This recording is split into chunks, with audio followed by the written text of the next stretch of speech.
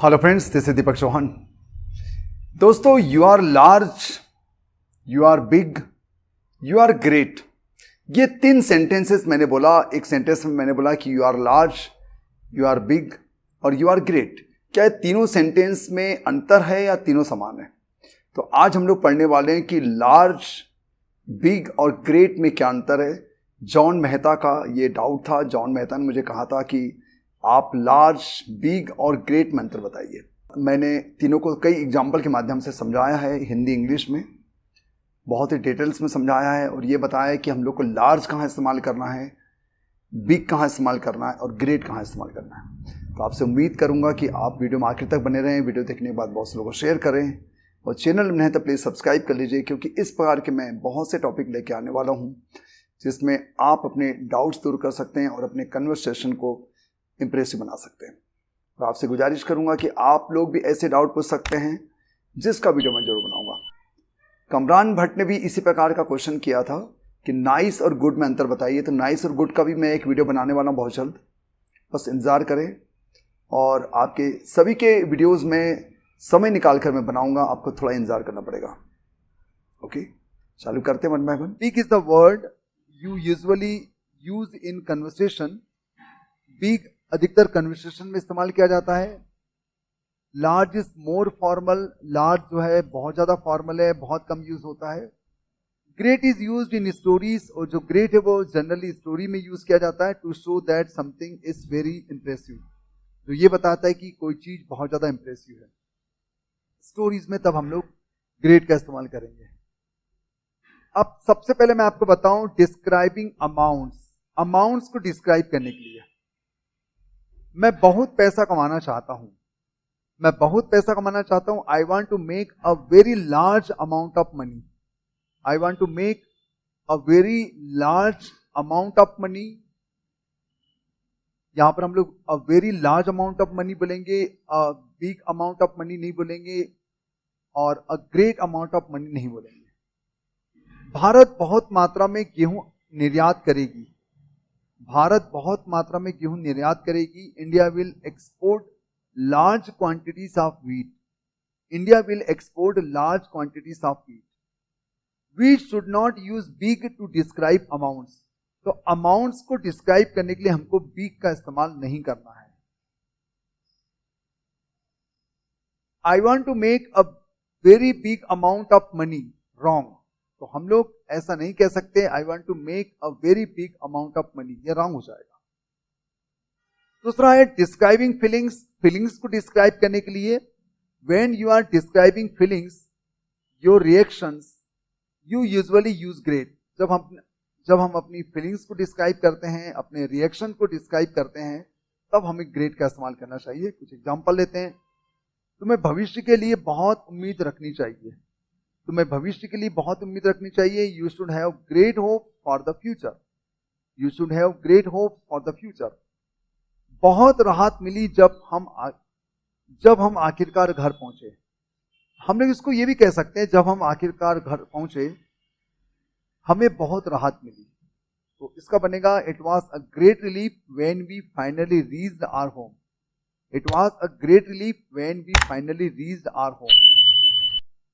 When surprise is countable noun, you can use either big or great in front of it. जब surprise countable noun के sense में इस्तेमाल किया जाएगा तब हम लोग बिग भी इस्तेमाल कर सकते हैं और ग्रेट का भी इस्तेमाल कर सकते हैं। कुछ एग्जांपल लेते हैं, समझ में आ जाएगा। हारना बहुत बड़ा आश्चर्य था।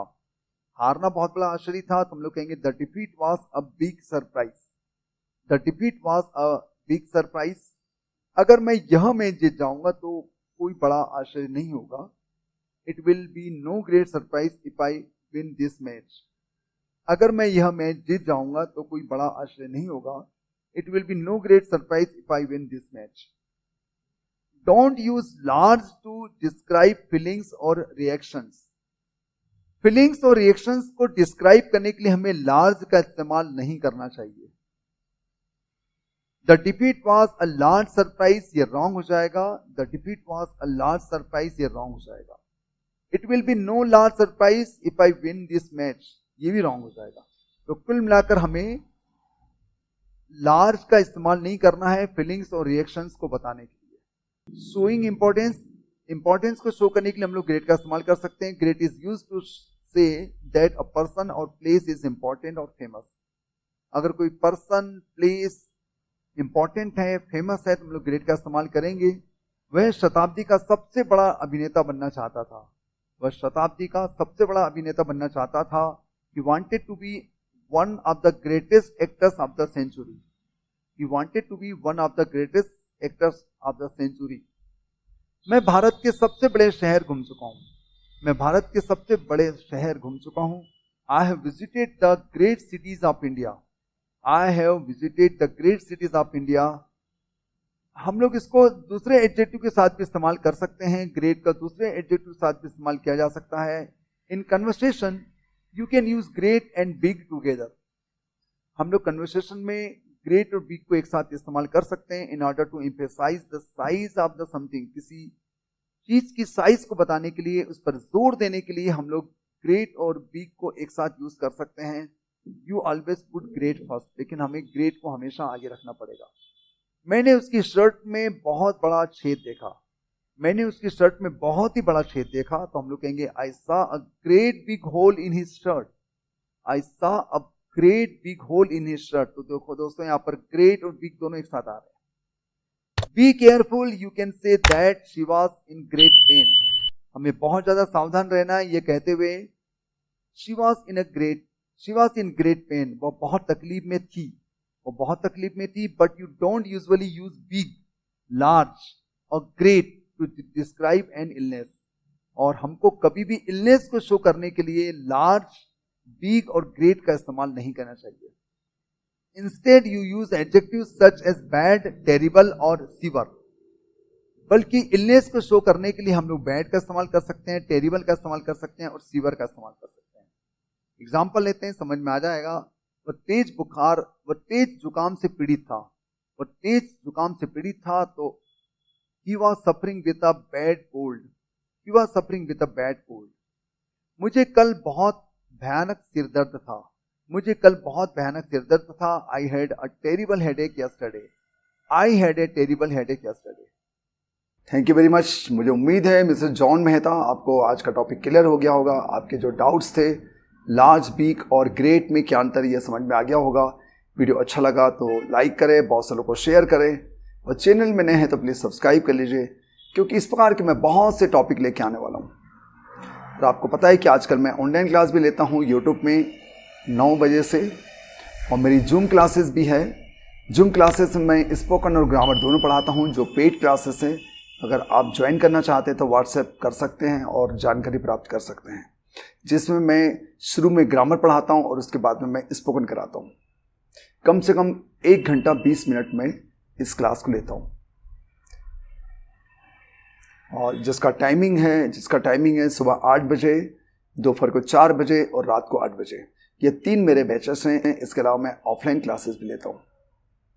तो दोस्तों, मैं उम्मीद करूँगा कि अगर आप मुझसे अंग्रेजी सीखना चाहते हैं, जूम के माध्यम से सीखना चाहते हैं, किसी ऐप के माध्यम से सीखना चाहते हैं, तो आप मुझे कॉन्टैक्ट कर सकते हैं. मेरा व्हाट्सएप नंबर लिखा हुआ है.